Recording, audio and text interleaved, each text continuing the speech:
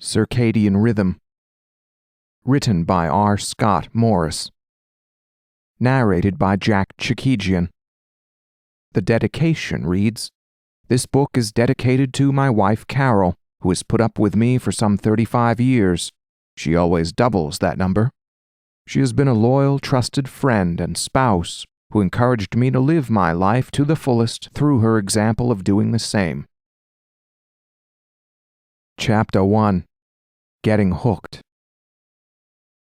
Sailing is a disease for which there is no known cure. What's worse, it's highly contagious. I was infected with this bug at an early age as a result of my lineage and the locale of my birth.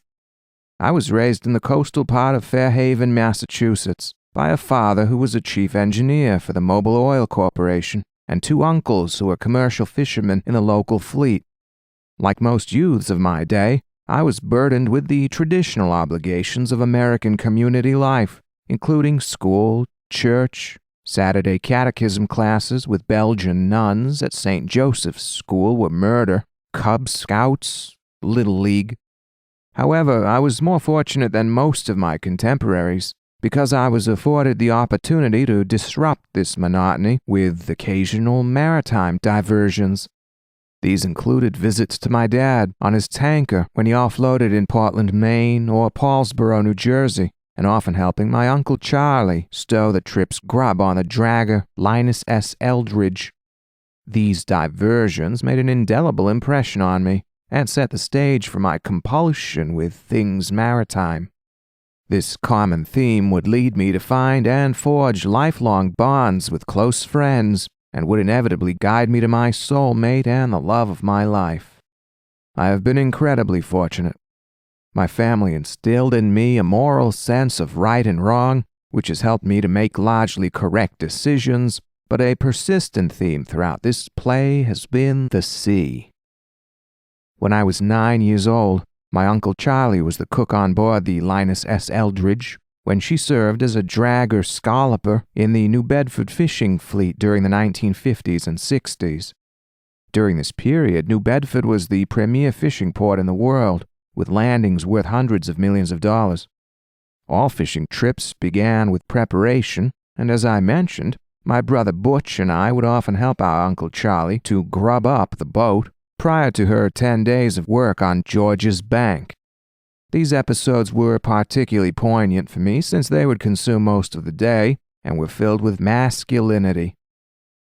These adventures would begin with the arrival of Uncle Charlie and my cousin Randy at our house around 8 o'clock on a Saturday morning, and after a quick breakfast of juice and doughboys, Butch and I would complete the quartet that would head down to Kelly's shipyard in Uncle Charlie's Cadillac. He always drove a Cadillac, even when he and Aunt Edie could hardly afford one. Charlie was an unassuming, gregarious fellow. Everybody liked him. Like most American commercial fishermen of his day, he worked hard and drank hard. Although he was the boat's cook, he also helped on deck with the catch, even though he was not required to do so. His Portuguese and Norwegian counterparts also worked hard, but many of them didn't drink as much. As a result, today, most of the fish boats in the New Bedford fleet are owned by descendants of those Norwegian and Portuguese fishermen instead of their Scotch or Irish contemporaries. On boat grubbing Saturdays, we would arrive at Kelly's just about the time the truck from the New Bedford Ship Supply had finished unloading the provisions on deck. Usually, the Eldridge was secured right next to the dock so that we little tykes could easily scamper over the rail and onto the deck. There were instances, however, when she would be abreast another boat that was at the bulkhead. On these occasions, we kids would have to climb over the inboard boat to reach the Eldridge. Charlie would always be right there helping us to get on board the first boat and then across the deck that was littered with our boxes and other gear, and then over the side to the Eldridge. Once we were aboard, Uncle Charlie would begin to hand boxes of grub over to us, and we would then be instructed to slide these boxes down the ladder into the forecastle. Those readers who have never been aboard an Eastern-rigged fish boat of the 1950s will need to know some of the details of this vessel in order to better understand what will unfold. For the most part, Wooden-hulled fish boats in New England in the mid-20th century evolved from the sailing schooner design of the late 19th century, whose narrow hull provided a clean entry, being fair to midships where her beam was carried. I'm not referring to the Fredonia-style schooners of the early or mid-19th century, but the Indian headers and knockabouts that originated from the genius of Thomas F. McManus in the late 19th and early 20th centuries. McManus was obsessed with improving the stability and therefore the safety of the New England fishing schooner. Although he would not compromise safety for speed, his designs were safe vessels, but his keen eye for a fair hull also made his vessels very fast. McManus spent little time at sea, but had an impeccable eye for vessel design and fully understood that vessel safety required attention to fore and aft buoyancy in a hull design. As a result, his successful schooner hulls had what was then considered to be excessive shear. From a high bow, they fared to the midline and then fared up again aft of the beam to provide a clean exit, which ensured a good turn of speed for a sailing vessel attempting to reach port early to secure a good market price for a catch.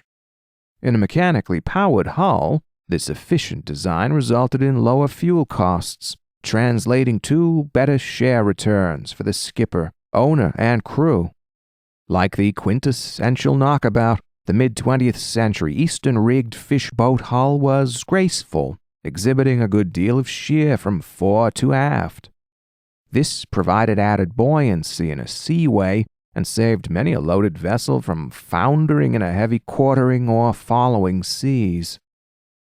In keeping with the traditional schooner design, the eastern-rigged vessel's helm was located well aft of the main working deck in the protection of a wheelhouse.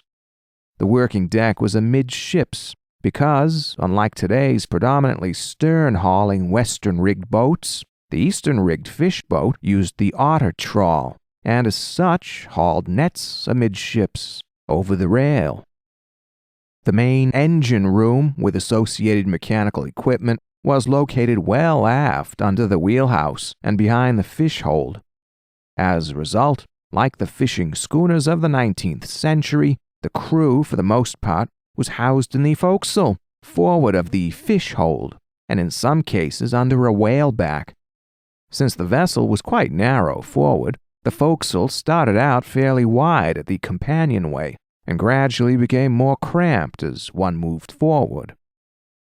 Patterned after a schooner, the crew's bunks were stacked in twos along the outboard bulkheads, leaving the center portion for seats that contained storage lockers underneath. A double drop-leaf V-shaped table ran the length of the bunks, providing a common eating setting for the crew. While fishing, it was common for the off-watch crew to be in their bunks while the watch crew was eating only inches from their sleeping shipmates. Of course, these activities were done in a gyrating heavy vessel with only 2 inches of yellow pine separating the crew from the wild ocean. It was a difficult life, especially for the older guys. However, in port, the crew's forecastle was a wondrous place for a 9-year-old. Any number of imagined adventures and dangers would rear up during our few minutes of waiting for Uncle Charlie to get below and begin his management of us. After sliding all of the ship's stores down the companionway ladder, Charlie would supervise the examination and uncrating of the boxes. All was in a major jumble, but Charlie was unruffled and encouraging in his comments, and the work went smoothly. Canned goods into the lockers under the table seats, bread into the larder near the stove. The stove was hot, with a coffee pot held in tangs and percolating away. Stowage of perishables, such as eggs, was carefully supervised by Uncle Charlie, ensuring that we ham-handed youths didn't break anything. We toiled away under Uncle Charlie's direction for a couple of hours, and finally all the grub had been stowed. With that done, we arrived at the moment that we had been waiting for. Finally, Uncle Charlie